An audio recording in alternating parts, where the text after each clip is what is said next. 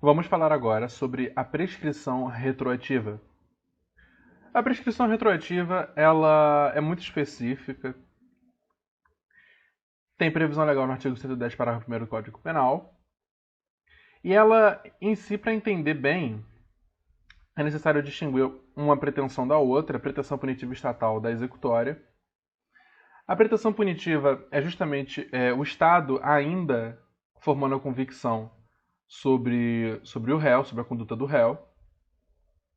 E aqui já há uma coisa julgada material, né? Então, portanto, aqui já há uma pena concreta.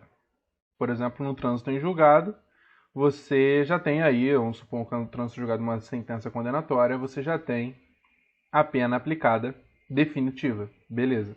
Aqui não. Aqui ainda é tudo muito nebuloso. Aqui pode ter, aqui pode subir, pode descer, então aqui não tem nenhuma definição. Mas nessa situação aqui, em específico, nós conseguimos extrair alguma concretude disso daqui.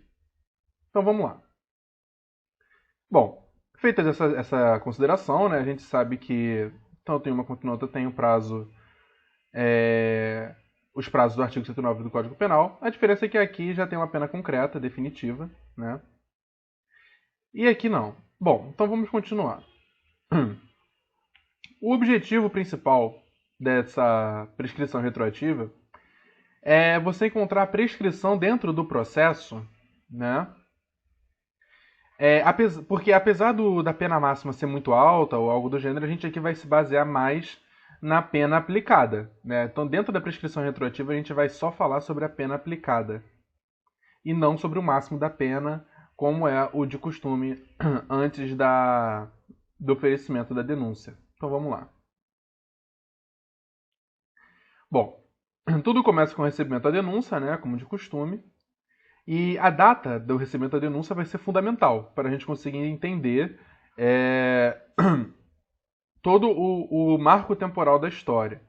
A gente visualiza aqui, quando há uma prolação de sentença penal condenatória, a gente vai confrontar ela com a denúncia, né, com o tempo da denúncia. Né? Então vamos supor que a denúncia é de 2010, a sentença é de 2014, né, porque aí você pode visualizar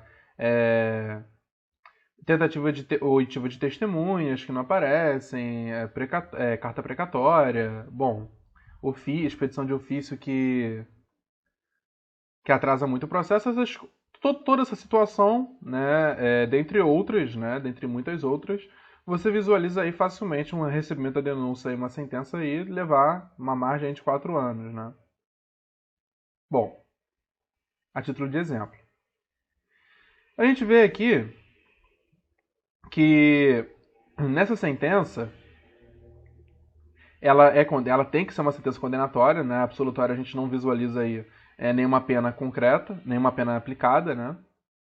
Então a gente vai ver aqui no máximo uma pena penal condenatória, ainda que em parte, né? Ainda que ela esteja apenas em parte, ou seja, não acolheu a integralidade do que pediu o MP. Vamos supor, o MP aí ofereceu denúncia narrando o cometimento de vários crimes e a sentença penal condenatória ela deu procedência apenas a alguns deles, não deu procedência a todos, né? Aí a MP recorre, vamos supor, né? Seria o ideal, né? A defesa a gente sabe que vai interpor a apelação, né? Uma condenação, a defesa não tem jeito, vai apelar. E o MP, uma situação mais específica, né? O MP, ele tem a opção de apelar e tem outras hipóteses. Vamos supor que o MP deixou de recorrer, né? Perdeu o prazo recursal, enfim. Ou que ele tenha recorrido, mas o recurso foi improvido, né? O recurso foi improvido. Bom, a gente aqui nessa situação, a gente vê que o MP, de uma maneira ou de outra, causou aqui uma pena, um teto de pena, né? A pena não vai mais poder passar daquilo, porque o MP, entre aspas, falhou aqui nessa fase. Então a pena não pode aumentar. Como só a defesa aqui conseguiu apelar e vamos supor que a apelação foi acolhida, enfim. A pena, suponhamos que a pena que foi, sei lá, de 5 anos, ela não pode passar, não pode ir para cima de 5, né? Ela pode ir abaixo, porque a defesa vai continuar recorrendo e tal. Não, ela teve o recurso proviso e, enfim, o MP passou por essa situação. Bom, a pena pode diminuir, mas não pode aumentar. A gente vê aqui um máximo, um teto de pena, né? Apesar da pena não ser a pena definitiva, ela é a pena máxima.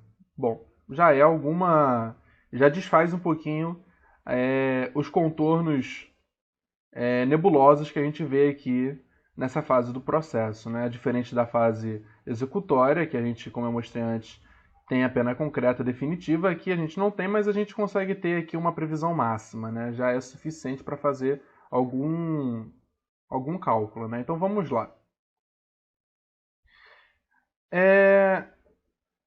A conclusão da ideia justamente é de que, com o trânsito em julgado, que é o caso aqui, o trânsito em julgado da acusação, né, a gente vai calcular a prescrição com a pena aplicada, que ela não vai poder aumentar. Então, vamos botar isso em prática. Vamos botar um exemplo para a gente conseguir entender bem qual é a utilidade disso daqui. Como eu disse antes, essa situação toda ela funciona independentemente do máximo de pena abstrata, né? O máximo de pena abstrata para aquele crime. Então, vamos supor aqui, vamos botar um crime que tenha... Vamos pegar um exemplo de um crime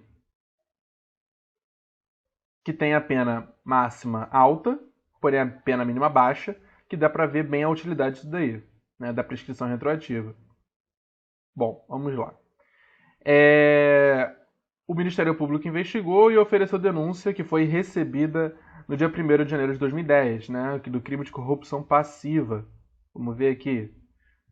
Solicitar ou receber para si para outra, direto ou indiretamente, ainda que fora da função antes de assumi-la, mas em razão dela, vantagem indevida ou aceitar a promessa de tal vantagem, né? A gente vê aqui o tipo penal de corrupção passiva e que tem a pena de 2 a 12 anos. 2 a 12 anos. A gente vê aqui que dificilmente essa pena máxima vai alcançar aí a prescrição, né, antes da propositura da ação penal. No entanto, a pena mínima é bastante considerável para fins de prescrição retroativa, né? Então vamos analisar aqui. A gente visualiza que, não excedendo a 2, a pena é de 4 anos. A prescrição é de 4 anos. A prescrição é de 4 anos quando não excede a 2. O artigo 109 do Código Penal, além de ele ser usado para prescrição punitiva estatal e prescrição executória, a gente vê ele funcionando dentro da pretensão punitiva também para a prescrição retroativa, né? Então, ele vai funcionar da mesma forma, ainda que já tenha sido oferecida a ação penal, né? A denúncia. Bom, a gente vê aqui que a publicação da sentença penal condenatória, no mínimo legal, vamos supor aí bons antecedentes, condições pessoais favoráveis, a gente vê toda aquela situação que comumente a gente vê na vida forense, a sentença no mínimo legal, a sentença condenatória, e a gente consegue ver uma chance muito boa de aplicar a prescrição retroativa aqui. Vamos supor que dentro dessa margem aqui houve, justamente como eu disse antes, né, expedição de ofício, precatória, enfim, aí deu esse tempo aí de 4 anos, que é comum no dia a dia.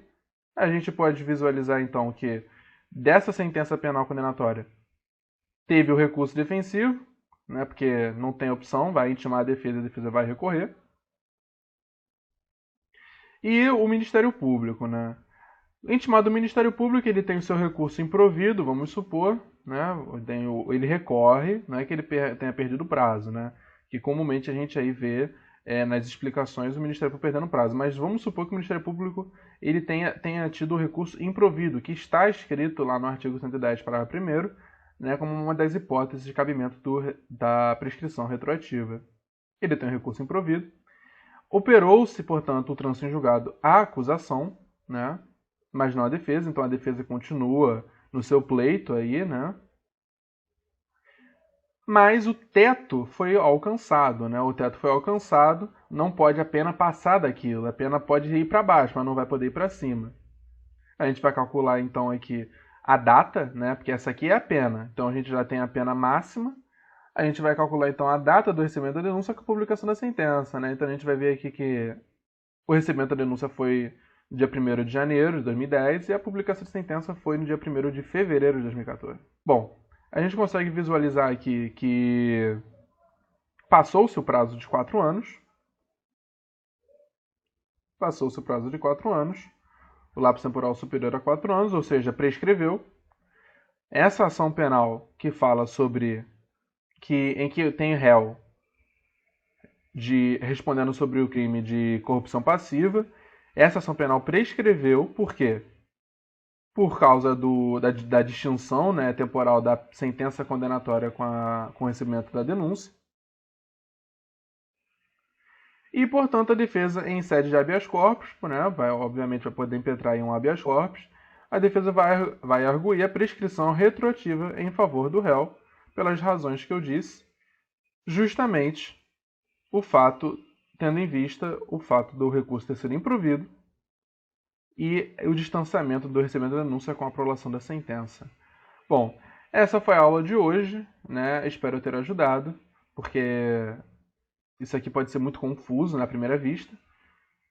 Mas nas próximas aulas a gente vai visualizar melhor aí os outros tipos de prescrição e assuntos afins. Muito obrigado.